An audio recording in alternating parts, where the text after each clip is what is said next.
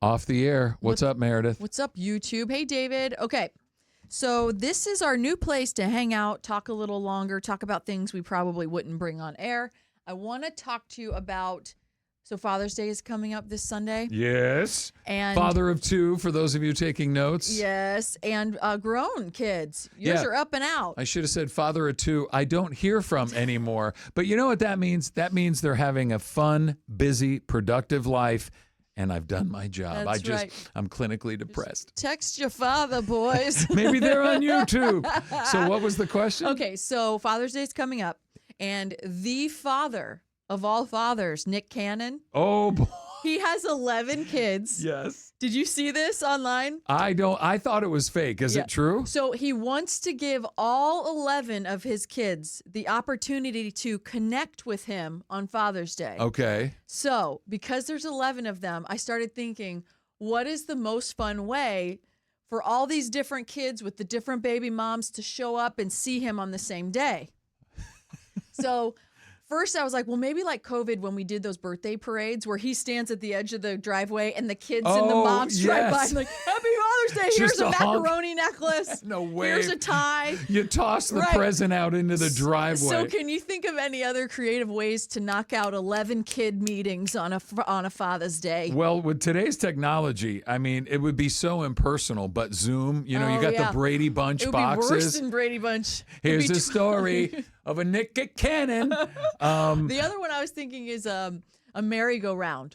You put the kids on the merry-go-round, he stands there and you just whip them by. Yeah, so you're thinking more of an assembly line meet and greet. Like, how else do you, get through that? Yeah. You can't go to 11 different houses. Yeah. Or 5 if they have the same, some of them have the same mom. That's a great question. How would you pull that off with that many siblings? Here's what I thought you were going to say. Okay. I thought you were going to do the story of him insuring his bone knobbles. Oh, okay. What's the details on that? I thought it was fake. Okay. I didn't get into the whole story, but when I read the headline, I go, insurance? This can't be real. Remember Mariah Carey insuring her voice? Nick Cannon was going to put insurance on his J-Lo and Carrie Underwood have both done their legs. Yeah. And J-Lo did her butt. They insured it. That's your moneymaker. Okay. Nick Cannon just insured his bow knobbles for $10 million. That's what I heard. This is real. Yeah. He's fathered 12 children. I saw an article earlier that he's had one since the article came out. I guess. Oh my gosh. So you have to be careful with Nick. No wonder why he's insuring them. He's a machine. And this is wild. You insure your machinery, but you have to be careful with stories on Nick Cannon because by the time you're done reading the paragraph, he could have another kid. The data is wrong. It's supposed to be a day where I get to rest, but I want to give all my kids the opportunity to connect and give me gifts and all that type of stuff. It's a fun day, and I appreciate all the love I get on that day. Connect and give me gifts. Woo! It's going to be like the Price is Right showcase. I know. All the presents he's going to get. Or Elf when he's throwing snowballs. I see him like, thank you to the kids. So funny. That's a great question. How, in fact, would you get that many kids through the door? It was exhausting when I only had 2. Yeah. My bonus dad and my real dad. Well, he could. Here's what he does. He goes to the set of The Mask, or what is it? The Masked Singer. And he puts all his kids in those costumes and covers them up. Then he has to guess which is which. Okay, I like that. And then if he guesses them correctly, then he gets the Father's Day present. I love it. You can cater it in, get it all done at once. I came along 13 years ago with your second wife. Wait a minute. Nope, you were never married to Mom.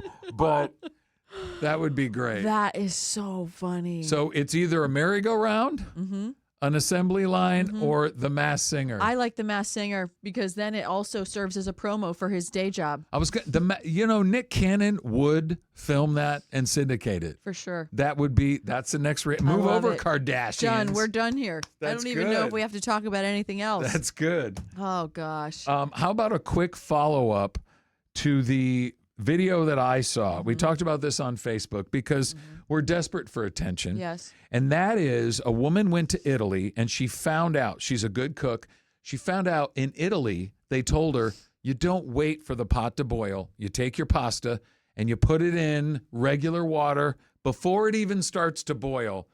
I was today years old when I learned this. Is this true? That feels, pun intended, foreign to me to do it that way because you're so ingrained in boiling, get the rolling boil, then you toss the stuff in. Yeah, my whole life that's what I've done. Do they also pour milk and then put the cereal in after in Italy? No way, that would be us doing it that way. Are we the ding-dongs here?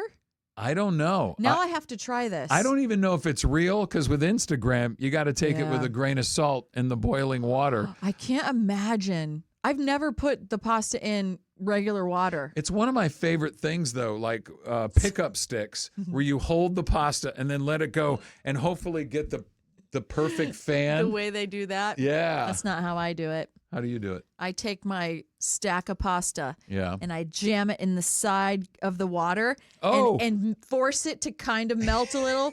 And then the pasta's just like this. You work it down. Yes. And then as it gets closer, I'm like, just get under the water. And then the pasta gives up. That's how I do my pasta. I just realized if somebody was watching this without sound, they saw me do and this. I'm like, push the pasta down.